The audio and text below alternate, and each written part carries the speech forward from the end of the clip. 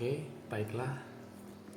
Saat ini kita akan coba membahas bagaimana cara membuat peta kemampuan lahan. Sebelumnya saya akan sedikit menjelaskan dulu apa itu peta kemampuan lahan atau analisis kemampuan lahan itu digunakan untuk apa. Sebenarnya kemampuan lahan itu merupakan metode analisis lahan atau evaluasi sumber daya lahan yang sudah lama sejak dahulu sudah diterapkan atau sudah berkembang sejak tahun 80-an seperti yang ada di bukunya Sitanala Arsyad itu awalnya untuk merekomendasikan lahan tersebut bisa digunakan untuk tujuan apa, misalkan untuk pertanian, misalkan untuk perkebunan, atau sampai untuk hanya cocok dimanfaatkan sebagai hutan atau cagar alam. Nah, sebenarnya itu metode yang bagus, tapi setelah perkembangannya tidak banyak digunakan karena untuk analisis tata guna lahan atau untuk analisis perencanaan lahan lebih menggunakan metode yang umumnya kita pakai, yaitu metode overlay untuk membagi antara wilayah budidaya dan wilayah lindung hanya dengan mengoverlay peta tanah, kemudian peta hujan dan peta lereng. Nah, padahal sebenarnya metode kemampuan lahan ini lebih kompleks karena variabel yang digunakan lebih banyak dan juga bisa mengakomodir untuk wilayah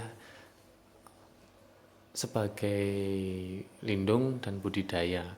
Sebenarnya lebih kompleks, tapi ternyata tidak banyak digunakan. Akhirnya baru-baru ini muncul kembali wacana bahwa analisis kemampuan lahan dan nantinya digunakan untuk analisis kesesuaian lahan itu mulai banyak dilirik kembali, dan akhirnya ada beberapa instansi yang mengusulkan untuk melakukan analisis ini sebelum melakukan pembuatan peta tata ruang seperti RT RW dan sebagainya. Nah, sebelumnya ada banyak metode juga untuk analisis kesesuaian lahan yang berkaitan dengan unit pemetaan.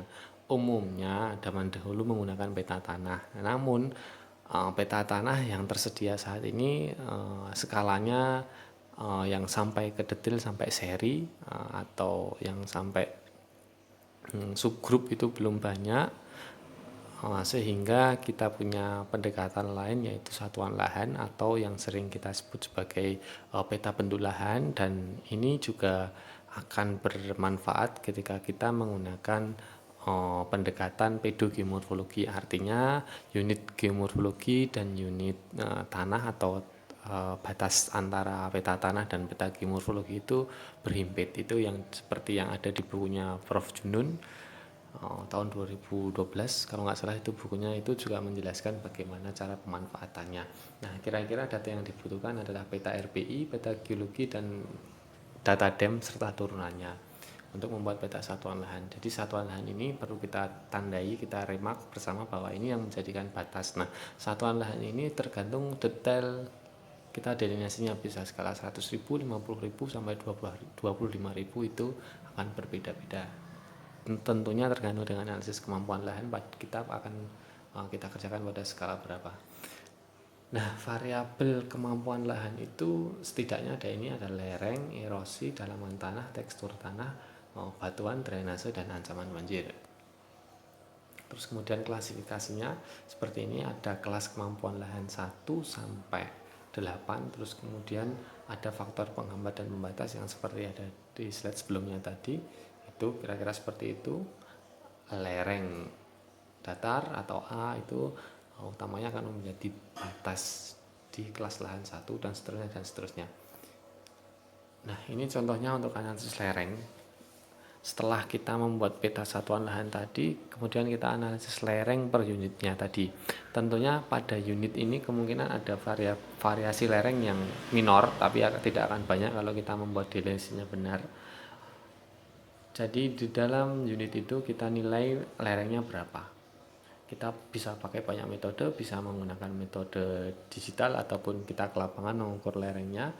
Kode A itu untuk lereng 0,3 dan sampai yang G itu lebih dari 65% atau dari datar sampai sangat curam, dan ada skornya. Kenapa ada skor di sini? Karena ini bisa berguna untuk kalau kita mau menggunakan metodenya scoring. Tapi umumnya untuk kemampuan lahan itu kita menggunakan metode matching karena di klasifikasi ini sudah sangat jelas faktor penghambat. Ketika misalkan lerengnya ada di kelas D, maka dia tidak akan menjadi kelas 1. Paling tinggi dia hanya akan bisa menjadi kelas 4 atau ke bawah sampai 8, tergantung variabel yang lain. Kalau kita menggunakan metode scoring, itu nanti bisa jadi dia di kelas 1. Misalkan untuk variabel yang lain seperti erosi sampai banjir itu nilainya fit atau besar mengumpul di kelas 1, sedangkan hanya A sendiri yang di kelas 4 atau skornya hanya lereng sendiri yang skornya rendah. Itu bisa jadi. Nah, itu juga akan berguna ketika kita melakukan analisis pemetaan kemampuan lahan potensial. Jadi, misalkan ada suatu satuan lahan, ketika kita nilai dengan matching dengan karakteristik lereng D, maka dia hanya akan mentok di kelas lahan 4. Tapi kalau kita menggunakan metode scoring, ini bisa jadi satuan lahan tersebut mempunyai kelas kemampuan lahan 2 atau 1, tergantung faktor yang lain. Nah, itu bisa menjadi analisis atau menjadi masukan untuk peta kemampuan lahan potensial. Artinya aktualnya dia kelas 4, tapi potensialnya bisa 2 atau 1. Tapi yang menghambat adalah lerengnya. Nah, sehingga untuk bisa menjadikan dia 2 atau 1, berarti lereng tersebut yang akan kita modifikasi atau kita menggunakan metode geoteknik atau metode mekanika tertentu sehingga merubah kondisi lerengnya menjadi kelas A atau B, misalkan dengan dengan memotong lereng dengan membuat teras dan sebagainya. Misalkan seperti itu. Itu teknik analisis. Terus yang selanjutnya adalah erosi. Nah, erosi ini kita bisa dekati juga dengan morfo aransemen, misalkan di lereng bagian atas, lereng bagian tengah, atau lereng yang curam, lereng yang datar tentu akan memiliki kelas erosi yang berbeda.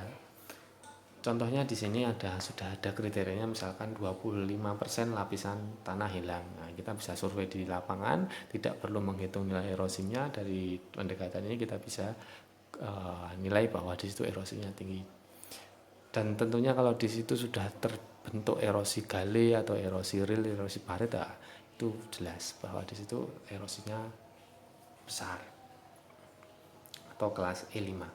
Kemudian permeabilitas tanah, nah ini yang sebenarnya perlu kita sampling karena di sini variabelnya atau nilainya itu adalah angka, misalkan 0,5 cm per jam. Nah, sebenarnya kita bisa dekati dengan kondisi tekstur tanah, misalkan tekstur berpasir, kemudian tekstur berlempung, itu akan berbeda, akan memiliki permeabilitas yang berbeda. Misalkan pasir dengan tekstur pasir, maka permeabilitasnya akan baik atau akan cepat. Sedangkan yang yang mengandung banyak lempung atau lempung berat, tentunya di situ permeabilitasnya tinggi. Nah, mau pakai pendekatan tekstur dengan tadi pedogeomorfologi atau analisis bentuk lahan, kita analisis geomorfologi yang lain bisa kita dekati nilai permeabilitas tanah, atau mau melakukan sampling dengan ring permeabilitas juga bisa. Kemudian kedalaman solum tanah ini sebenarnya kita bisa ke lapangan, kita sampling dengan melihat singkapan, atau kita membuat bor tanah untuk menilai ada berapa tebal solum tanahnya. Nah, sebenarnya kalau kita punya peta geologi tadi, kita bisa melakukan pendekatan ini juga. Misalkan di sini batuan beku, tipe batuan dasarnya, maka dia akan memiliki regolit sekian, atau di situ batuan sedimen yang bahan dasarnya adalah sedimen kolovium misalkan, maka akan terbentuk tanah yang tebal. Nah, bisa juga kita melakukan pendekatan dengan ini, atau melakukan pendekatan dengan jenis tanah, misalkan tanahnya regosol, litosol, aluvial dan sebagainya. Itu akan kalau kita punya peta tanah biasanya ada infonya ini, kita bisa gunakan pendekatannya. Terus yang selanjutnya adalah tekstur.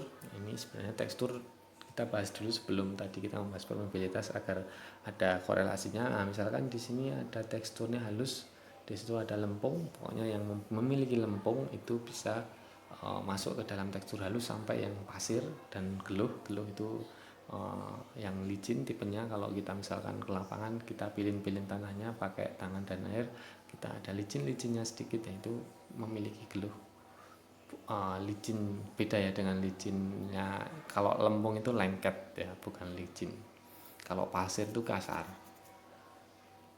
Terus selanjutnya, tapi tekstur ini juga bisa dianalisis juga menggunakan metode Ayakan atau sieving misalkan untuk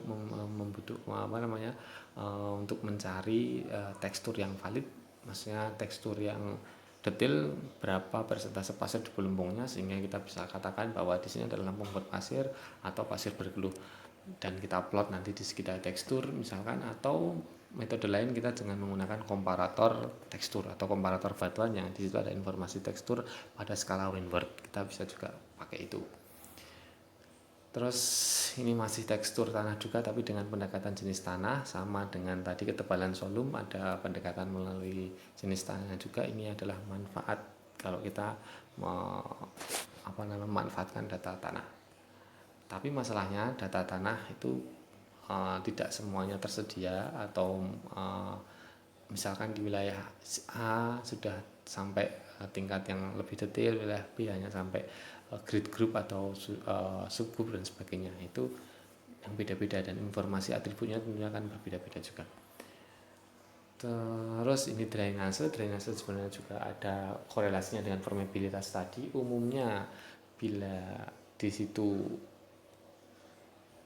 tanahnya memiliki kandungan banyak lempung, tentunya drainasenya juga akan jelek atau tidak bisa mengatuskan air atau tidak bisa menyerap air dengan baik. Contohnya misalkan di sini drainase sangat buruk, seluruh lapisan permukaan tanah berwarna kelabu, terdapat bercak-bercak, kemudian di situ juga air mengenang di permukaan. Nah, ini juga menjadi salah satu informasi bahwa drainase di sini tidak melulu dicirikan dengan nilai berapakah nilai drainasenya, tapi melalui deskripsi ini, sehingga akan lebih mudah kita kerjakan kemampuan lahan ini dengan pendekatan secara remote atau sistem informasi geografi dan dengan sedikit analisis sampel di lapangan. Terus kemudian banjir, ini juga kita bisa memanfaatkan peta banjir, peta bencana dan sebagainya, mulai dari tidak pernah sampai sangat sering banjir. Dan peta satuan lahan tadi yang ada informasi bentuk lahan juga bisa menjadi pendekatan ini, misalkan di lereng atas bukit dan di rawa belakang, tentunya kondisi banjirnya akan berbeda. Yang di atas bukit tidak pernah banjir, sedangkan yang di rawa belakang kemungkinan sering terjadi banjir. Terus ini ada salah satu contoh pembuatan peta kemampuan lahan, hasilnya seperti ini. Di sini ada warna, itu menunjukkan kelas kemampuan lahan, terus kemudian ada kode kecil-kecil, itu menunjukkan faktor pembatas. Sehingga misalkan ada kelas kemampuan lahan dengan kode 4T, berarti di situ kemampuan lahan yang memiliki kelas 4 dengan faktor pembatas tekstur. Artinya ini di kemampuan lahan tersebut dia masuk ke kelas 4 karena ada faktor pemberat tekstur tanah. Jadi faktor yang lain tidak memberatkan, bisa lebih baik misalkan dari kelas 4 tapi teksturnya di situ memberatkan, sehingga dia masuk kelas 4 karena tekstur. Nah, membacanya seperti itu. Ini berarti ini adalah peta kemampuan lahan potensial.